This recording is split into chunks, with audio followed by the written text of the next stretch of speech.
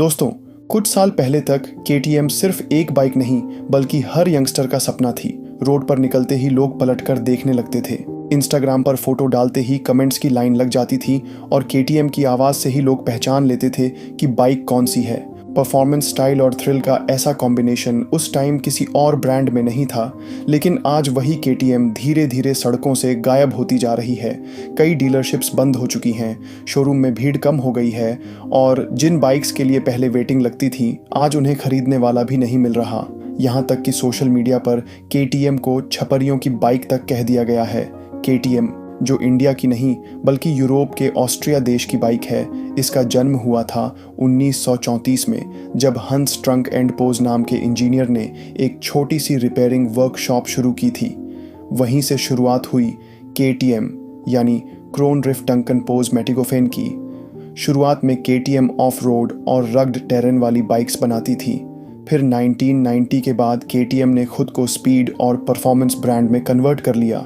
KTM India कैसे आई, इसकी कहानी शुरू होती है 2007 से, जब बजाज ऑटो ने केटीएम में 14.5% स्टेक खरीद लिया। बजाज को एक ग्लोबल परफॉर्मेंस ब्रांड की तलाश थी, वहीं केटीएम इंडिया जैसे यंग मार्केट में एंट्री करना चाहती थी।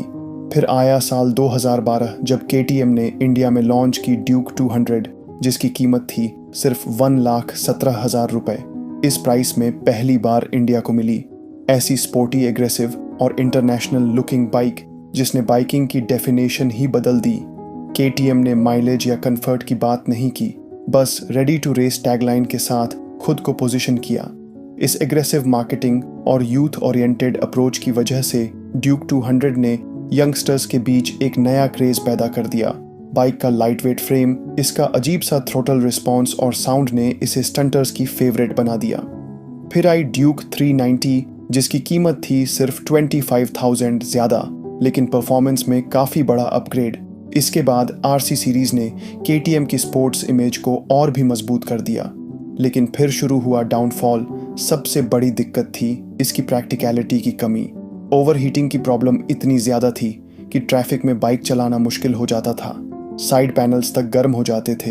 हार्ड सस्पेंशन, पतली सीट और एग्रेसिव राइडिंग पोजीशन की वजह से ये बाइक डेली यूज़ के लिए नहीं थी। माइलेज सिर्फ 25 से 30 किलोमीटर पर लीटर के बीच रहा, जो मिडिल क्लास के लिए प्रॉब्लम बन गया। सिर्फ इतना ही नहीं, सर्विस कॉस्ट भी बहुत ज़्यादा थी, जहां दूसरी 200 सीसी बाइक की सर्विस 1000 में हो जाती थी। केटीएम की बेसिक सर्विस होती थी 3 से 4,000 रुपए और सिंथेटिक ऑयल का 1 लीटर ही 1000 से ऊपर का आता था। इन सब के साथ साथ बाइक की क्वालिटी भी गिरने लगी। जैसे जैसे लोकल असेंबली शुरू हुई, फाइबर पार्ट्स जल्दी डल हो जाते, टैंक की फिटिंग खराब हो जाती और पेंट उखड़ने की शिकायतें आने लगी। छोटे छोटे स्पेयर पार्ट्स के लिए भी कस्टमर्स को 10 से 15 डेज तक वेट करना पड़ता और सबसे बड़ी बात, कंपनी ने इन शिकायतों पर कभी सीरियस रिस्पॉन्स नहीं दिया। धीरे धीरे कस्टमर फ्रस्ट्रेशन बढ़ता गया। ऑनलाइन फोरम्स, रेडिट और यूट्यूब पर नेगेटिव रिव्यूज़ बढ़ते गए। फिर आया टाइम जब सेल्स पर भी सीधा असर दिखा। मई 2023 में कंपनी ने बेची 5,115 यूनिट्स। वही मई 2024 में यह गिरकर रह गई 4,525, यानी करीब 11.53% की गिरावट। पहले जो यूज़र ड्यूक 200 से शुरुआत करता था, वो बाद में आरसी या ड्यूक 390 की तरफ जाता था। अब वही यूज़र रॉयल एनफील्ड, यामाहा या टीवीएस की तरफ शिफ्ट हो गया।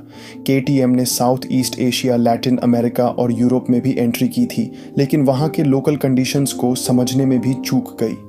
हर मार्केट को सेम बाइक ऑफर की गई, जबकि लोकल नीड्स अलग थीं। इसी बीच इलेक्ट्रिक बाइक्स का दौर शुरू हो गया। टीवीएस, हीरो और रॉयल एनफील्ड जैसी कंपनियां ईवी पर तेजी से काम कर रही हैं, लेकिन केटीएम अभी भी पेट्रोल पावर्ड बाइक्स में अटका रहा। केटीएम की पहली इलेक्ट्रिक बाइक अभी तक टेस्टिंग फेज से ही बाहर नहीं निकल पाई। इसी दौरान प्रॉब्लम यह भी हुई कि कंपनी ने प्रोडक्शन तो कम नहीं किया, लेकिन डिमांड गिरती गई। इससे इन्वेंट्री का लोड बढ़ गया और खर्चे कंट्रोल करने के लिए केटीएम ने अपने R&D का बजट ही घटा दिया। इससे ना नई टेक्नोलॉजी आई, ना प्रोडक्ट क्वालिटी में सुधार। फाइनेंशियली हालत इतनी खराब हो गई कि पेरेंट कंपनी पियरर मोबिलिटी एजी को बैंकरप्सी की प्रोसेस शुरू करनी पड़ी। कंपनी पर 2 बिलियन यूरोस यानी करीब 19,000 करोड़ रुपए का कर्ज चढ़ गया। करीब 2500 क्रेडिटर्स का प्रेशर था।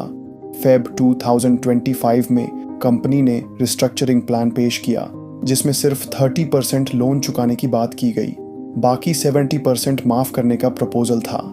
क्रेडिटर्स ने प्लान एक्सेप्ट कर लिया। फिर भी KTM को मई 25 तक 5,200 करोड़ रुपए चुकाने थे। KTM के वेयर हाउसेस में 26,65,000 बाइक बिना बिके पड़ी हैं। इससे कैश फ्लो ब्लॉक हो गया और डीलर्स एम्प्लॉयज को पेमेंट नहीं मिला। शोरूम्स पर ताले लगने लगे। अब कंपनी डिस्काउंट में पुरानी बाइक्स बेच रही है और कुछ देशों से पूरी तरह एग्जिट करने का भी प्लान है। KTM का प्लान है कि वो 7,500 करोड़ रुपए का नया फंड रेज करेगी।